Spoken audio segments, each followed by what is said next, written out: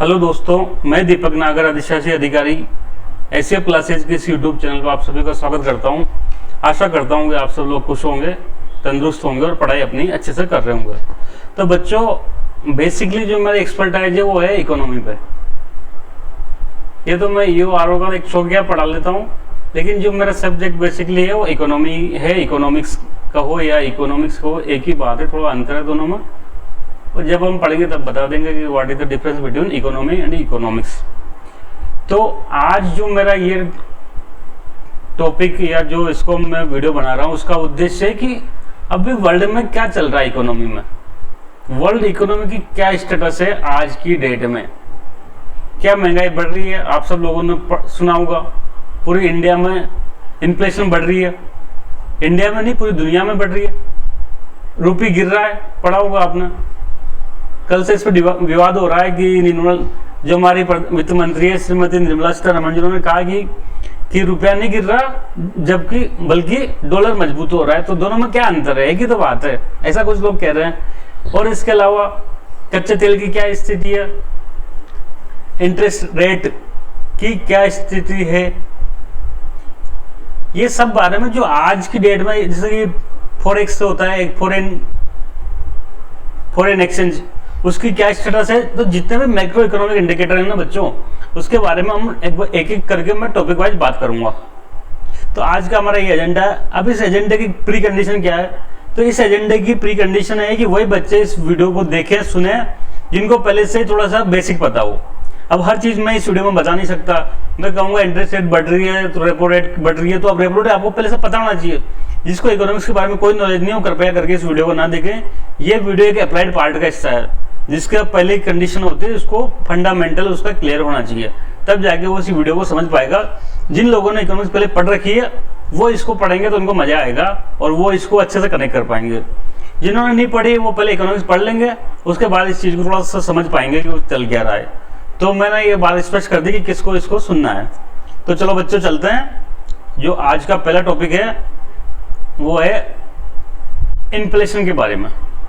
तो टॉपिक वही है, प्रेजेंट जो वर्ल्ड में क्या स्थिति चल रही है इकोनॉमी की, ये हम देखना चाहते हैं। तो पहली स्थिति चल रही है हाई इन्फ्लेशन। हेडिंग डाल दो बच्चों, हाई इन्फ्लेशन। जो प्रेजेंट टाइम है ना, ये प्रेजेंट दौर चल रहा है, इसको हम महंगाई का दौर कह सकते हैं, इन्फ्लेशन का दौर कह सकते हैं। जो प्रेजेंट ट्रेंड चल रहा है दुनिया में, इसको हम महंगाई का युग कह सकते हैं आराम से। पूरी दुनिया में, वर्ल्ड में, मैं केवल इंडिया की बात नहीं कर रहा, पूरे वर्ल्ड में अभी इन्फ्लेशन रेट बहुत हाई है। इन्फ्लेशन रेट बहुत हाई है। ठीक है बच्चों, यहां तक।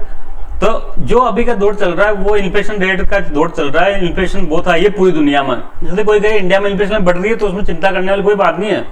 केवल इंडिया में नहीं बढ़ रही, पूरी दुनिया में इन्फ्लेशन काफी हाई है और ये पूरे वर्ल्ड के लिए है। इसके कई रीजन है बच्चों। अब इसके बारे में थोड़ा सा अपन डिटेल में देखेंगे। तो सबसे पहला तो रीजन है कोविड-19। कोविड-19 आप सबको पता ही है, कोरोना हुआ, लॉकडाउन हुआ, अर्थव्यवस्था चौपट होगी। तो अर्थव्यवस्था को जो बचाने के लिए क्या किया था, दुनिया के सब देशों ने पैकेज जारी किया था। पढ़ा होगा ना इंडिया में, आत्मनिर्भर भारत पैकेज। अमेरिका ने, जापान ने, चाइना ने, सब देशों ने ये पैकेज जारी किया था। अब मैं एक चीज यहाँ छूट गई, जो हाई इन्फ्लेशन रेट में यूएसए में 40 साल की सबसे ज्यादा इन्फ्लेशन है। लास्ट 40 साल में इन्फ्लेशन जो अमेरिका में महंगाई चल रही है वो सबसे महंगी चल रही है, अभी सबसे ज्यादा चल रही है। अमेरिका में जनरली 1 से 2% तक इन्फ्लेशन रहती है, अभी ये लगभग 9% के आसपास है बच्चों। टर्की में, इनमें तो 80% के आसपास इन्फ्लेशन चल रही है। और यूरोपियन यूनियन में भी लगभग 10%, 20%, यूके में भी इतना ही इन्फ्लेशन चल रही है। तो और इंडिया में क्या स्थिति है? इंडिया में भी लगभग अभी 7 के आसपास, 7 से 8% के आसपास सीपीआई चल रही है। और डब्ल्यूपीआई 18 महीने से 10% के ऊपर चल रही है बच्चों।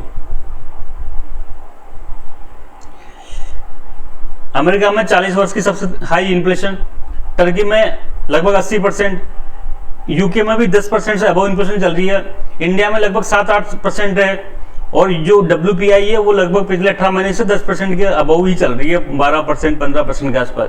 तो ये लगभग इन्फ्लेशन की स्टेटस है। अब फिर भी यूएसए की तुलना में, इनकी तुलना में इंडिया में इन्फ्लेशन कम है, ये मेरे को कहना पड़ेगा। अमेरिका में तो बहुत ज्यादा इन्फ्लेशन है, क्योंकि वहां पैकेज बढ़ा दिया था। तो अब मैं आता हूं इसके रीजन पर।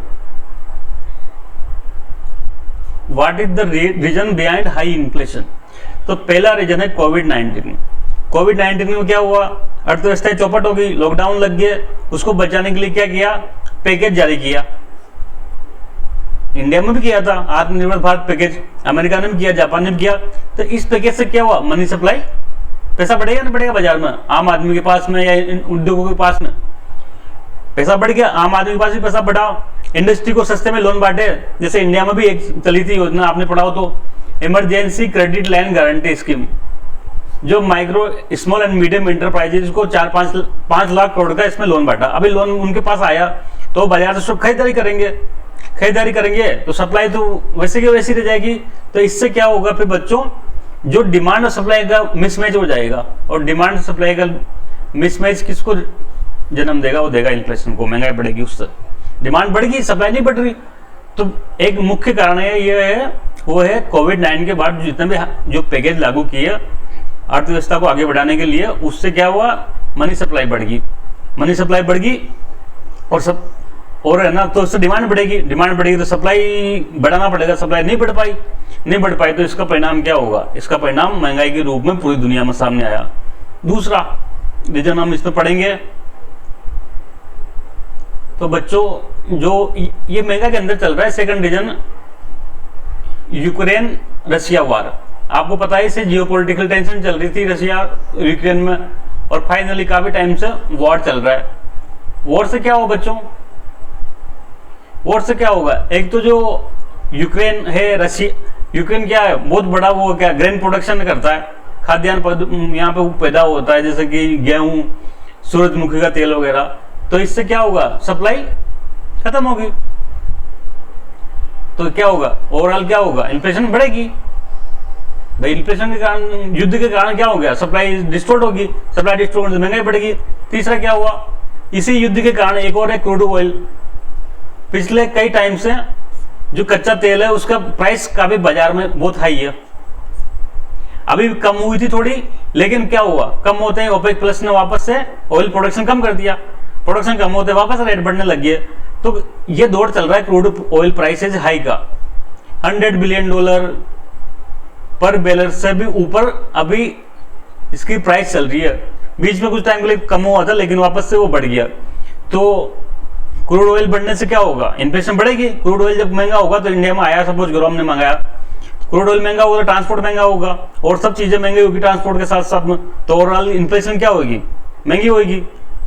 इसके साथ साथ में बच्चों एक और दौर चल रहा है अभी, कमोडिटी प्राइसेस भी आई है।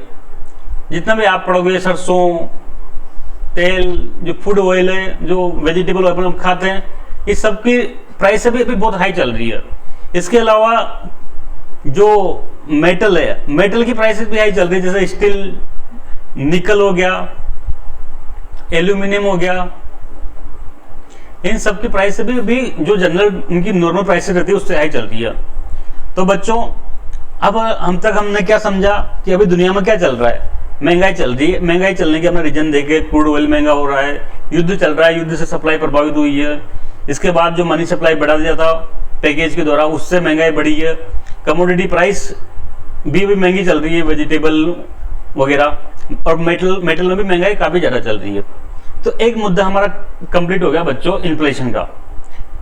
अब दूसरा, वर्ल्ड इकोनॉमी में दूसरी चीज क्या चल रही है, हायर इंटरेस्ट रेट।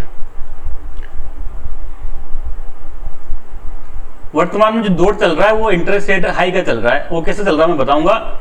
ये पहला मुद्दा देखो बच्चों, इन्फ्लेशन से जुड़ रहा है। इन्फ्लेशन बढ़ रही है।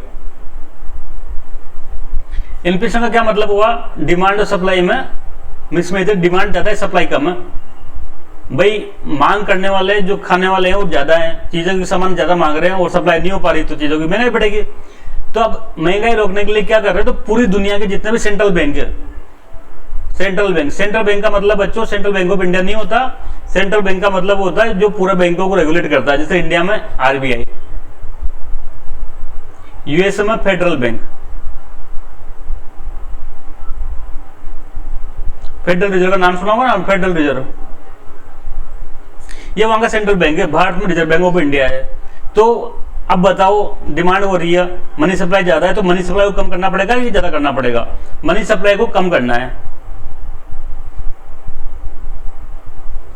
मनी सप्लाई को कम करना है।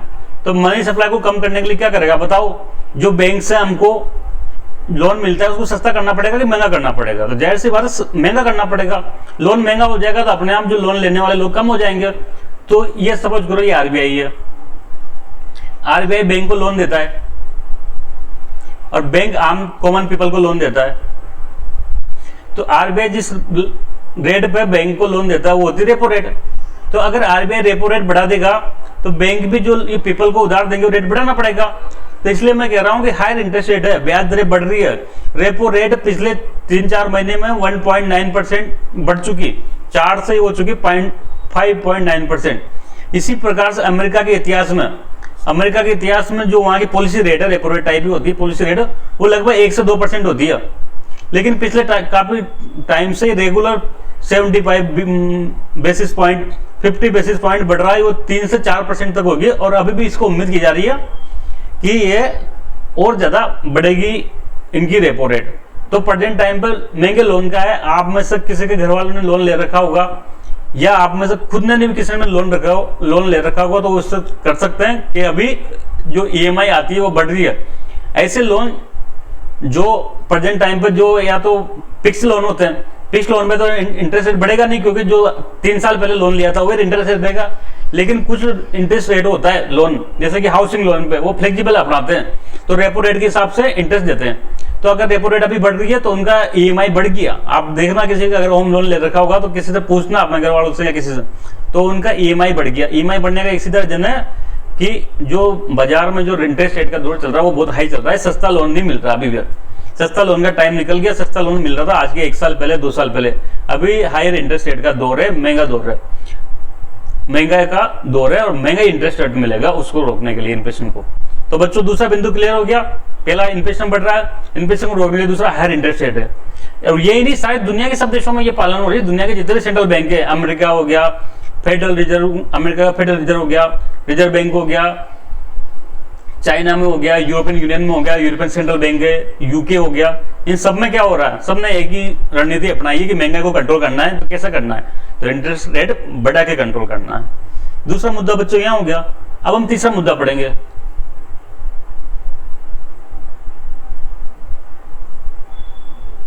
थर्ड मुद्दा बच्चों पढ़ेंगे। देखो ये भी इकोनॉमी में कोई भी चीज हवा में नहीं होती है, हर चीज इंटरलिंक होती है। पहले से दूसरी, दूसरे से तीसरी, हर चीज जुड़ी होती है। एक महंगाई से 10 चीजों पर प्रभाव पड़ता है। तो ये सब चीजें जुड़ी हुई, ये इंटरकनेक्टेड है, इसलिए मैं इनको इंटरकनेक्टेड रूप में पढ़ा रहा हूं। इन्फ्लेशन बढ़ी, लड़ने के लिए क्या किया?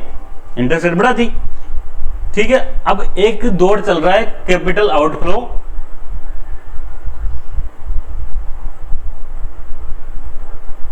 और इसी के साथ मैं जोड़ देता हूं करेंसी डेप्रिसिएशन। रुपए गिर रहा है ना, आप सबको पता होगा रुपए 80 के पार पहुंच गया। तो उस 80 के पार क्यों पहुंचा ये मैं आज तुमको बताऊंगा। तो बच्चों मैंने आपको बताया था ये यूएसए की इकोनॉमी, सपोज करो इन्फ्लेशन मैंने बताया क्या था, 40 साल की सबसे हाई थी। लड़ने के लिए यहाँ का जो यूरोपियन का, जो यूएसए का सेंट्रल बैंक है जिसका नाम है फेडरल रिजर्व, फेडरल रिजर्व, वो क्या करेगा? इंटरेस्ट रेट बढ़ाएगा, इंटरेस्ट रेट बढ़ाएगा, ठीक है। यहां तक हो गई बात। एक दूसरा सिनेरियो देखते हैं बच्चों। अमेरिका आप जानते हो दुनिया की सबसे बड़ी जीडीपी है, खूब पैसे वाले लोग रहते हैं। तो यहाँ के जो पैसे वाले फंड वगैरह होते हैं या फिर पर्सन होते हैं वो दूसरे देशों में निवेश करते हैं। उसका कारण होता है, देखो बच्चों जितने भी डेवलप कंट्री है वहां पे इंटरेस्ट रेट बहुत कम होती है। मैंने बताया था 1 से 2% होती है। तो सपोज करो यहाँ पे 1% इंटरेस्ट रेट मिल रहा है उनको बैंक में जमा करने से या कहीं निवेश करने से। अब इंडिया जैसे देश है यहाँ पे इंटरेस्ट रेट बहुत हाई होती है कंपेयर टू डेवलप्ड कंट्री। जैसे सपोज करो यहाँ पे एफडी पे 6 से 7% मिल रहा है, या शेयर मार्केट में निवेश कर रहा है तो वहां पे 8 से 10% रिटर्न मिल रहा है। तो ये क्या करता है, यहाँ से पैसा लेके इंडिया में निवेश करते हैं। क्यों? क्योंकि इनका जो डिफरेंस है ना इंटरेस्ट रेट का वो बहुत ज्यादा है। सपोज करो यहाँ 1% था, यहाँ 6% था, तो 5% है। ठीक है बात बच्चों। तो ये लोग क्या करेंगे, जो इनको कहते हैं FII, एक शब्द इस्तेमाल होता है फॉरेन इंस्टीट्यूशनल इन्वेस्टमेंट। जैसे अमेरिका में कोई मान लो सपोज करो कोई पेंशन का फंड है, पेंशन वहां पर कोई फंड में जमा हो रही है, अब वो पेंशन उनको ज्यादा से ज्यादा रिटर्न करना है जनता को, तो वो पैसा कहाँ निवेश करना पसंद करेंगे? वो डेवलपिंग कंट्री में निवेश करना पसंद करेंगे, क्योंकि यहाँ इंटरेस्ट रेट ज्यादा होती है। अमेरिका के और इंडिया के इंटरेस्ट रेट में बहुत अंतर है, जैसा कि 102% और 6 से 7%, तो वो यहाँ करना पड़ा। लेकिन सपोज करो अब हुआ क्या, यूएसए ने क्या किया, अब इंटरेस्ट रेट बढ़ा दी। ठीक है बच्चों, तो इंटरेस्ट रेट बढ़ा, थोड़ा 1% बढ़ा के 4 से 5% होगी। तो बताओ अब ये आदमी यहाँ निवेश करना पसंद करेंगे क्या? जब उनको अपने ही देश में 4 से 5% लोन मिल रहा है या इंटरेस्ट मिल रहा है, तो 6 से 7%, 1% के लिए यहाँ क्यों आएंगे, जिसमें करेंसी का भी, एक्सचेंज का भी जोखिम है। तो ऐसी स्थिति में क्या होगा, जब अमेरिका में, जब भी यूएसए में क्या होता है बच्चों, इंटरेस्ट रेट बढ़ती है ना, तो FII क्या करते हैं, ये क्या करेंगे, इंडिया में अपना माल बेचेंगे। माल सिक्योरिटी हो सकता है, बॉन्ड हो सकता है, शेयर हो सकता है, सिक्योरिटी सेल करेंगे और उसको डॉलर में बदलेंगे और डॉलर को कहां ले जाएंगे, यूएसए में ले जाएंगे। तो बताओ भारत जैसे देशों में क्या होगा, यहां से डॉलर आएंगे भारत में कि जाएंगे, बताओ। तो डॉलर यहां से आउटफ्लो होएगा, भारत से डॉलर जाएगा, इसको कहेंगे कैपिटल आउटफ्लो, कैपिटल आउटफ्लो। अब केवल भारत की बात नहीं, ये पूरी दुनिया की बात है। भारत एंड अदर कंट्रीज, सब जगह आज की डेट में ये स्थिति चल रही है कि वहां से जो जितने भी फॉरेन इंस्टीट्यूशनल इन्वेस्टर थे, जो अमेरिका बेस्ड थे ज्यादातर, उनमें से वो वहां लोकल जो उनका है ना, जिनके पास डेट सिक्योरिटी थी, बॉन्ड हो सकता है, शेयर हो सकता है, वो सब बेच बेच के क्या कर रहे हैं, अपने अपने देश में पैसा वापस डॉलर में बदल के ले अपने देश में ले जा रहे हैं, यूएसए में निवेश करने के लिए। अब बताओ मुझे, ये डॉलर आउटफ्लो होगा, ठीक है बच्चों, तो भारत में किसकी कमी होगी, डॉलर की कमी होगी कि रुपए की कमी होगी? जाहिर सी बात है डॉलर की कमी हो जाएगी, होगी कि नहीं होगी बच्चों? तो डॉलर की कमी हो जाएगी जब, तो फिर रुपए बताओ गिरेगा कि मजबूत होएगा? भाई जिस चीज की कमी होती है उसका भाव बढ़ता है, तो जाहिर सी बात है डॉलर का भाव, डॉलर बढ़ेगा तो रुपए का भाव कम हो जाएगा। यही रीजन है कि पिछले एक साल में 2021 के में ना, $1 बराबर कितना था, 70 रुपए था बच्चों। अब ये कितना हो चुका है, गिर के आज की डेट में लगभग 82 चल रहा है अक्टूबर में। तो क्यों चल रहा है, उसका बेसिक रीजन यही है कि जो कैपिटल आउटफ्लो हो रहा है वो बेसिकली इसके लिए जिम्मेदार है। ठीक है बच्चों, यहां तक के लिए तो आप लोग समझ गए होंगे, और ये पूरी दुनिया में हो रहा है। एक चीज मैं और बता दूं कि डॉलर स्ट्रॉन्ग हो रहा है, तो जाहिर सी बात है रुपी क्या होगा, वीक होगा। लेकिन केवल रुपी वीक नहीं रहा बच्चों, डॉलर की तुलना में दुनिया की जितनी भी करेंसीज है ना, other currencies of all world, वो डिक्रीज हो रही है।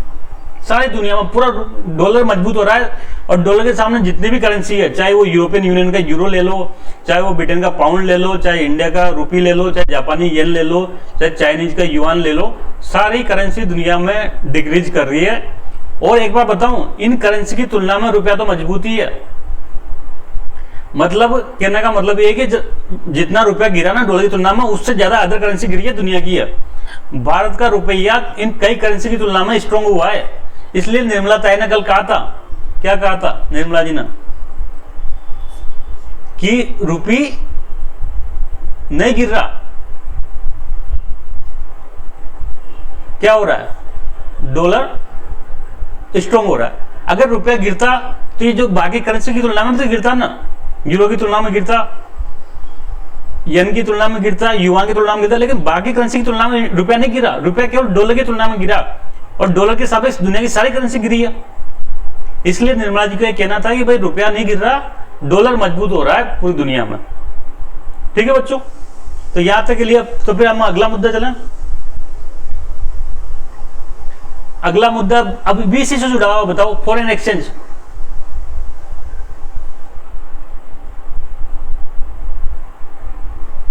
भैया आरबीआई है, आरबीआई के पास एक होता है फॉरेन एक्सचेंज होता है, जिसमें डॉलर वगैरह सब होते हैं। ये लगभग 630 बिलियन डॉलर के आसपास था पिछले साल। अब बताओ इंडिया से डॉलर आउटफ्लो हो रहा है, तो भारत में डॉलर की कमी आ रही है, तो एक बार डॉलर की कमी आ रही है, तो अब क्या करना पड़ेगा आरबीआई को? आरबीआई को बाजार में डॉलर छोड़ना पड़ेगा, नहीं छोड़ना पड़ेगा, डॉलर छोड़ेगा तो आरबीआई के फॉरेक्स में कमी होगी, बढ़ेगी, कमी होगी बच्चों। तो ये साफ दिख रहा है, जो फॉरेक्स रिजर्व लगभग 630-640 बिलियन डॉलर हो गया था, वो अभी घट के लगभग 580 बिलियन डॉलर के आसपास ही रह गया। लगभग 6-8 महीने में 770 बिलियन डॉलर के फॉरेन रिजर्व में कमी आई है आरबीआई के पास में। यहां तक बच्चों समझ गए होंगे। तो बच्चों अभी के लिए मैं यही इसको वीडियो को रोकता हूं, आगे की चीजें हम बाद में पढ़ेंगे, और भी कई मुद्दे हैं वो मैं बाद में बढ़ाऊंगा आपको। यहां तक के लिए थैंक यू दोस्तों, जय हिंद।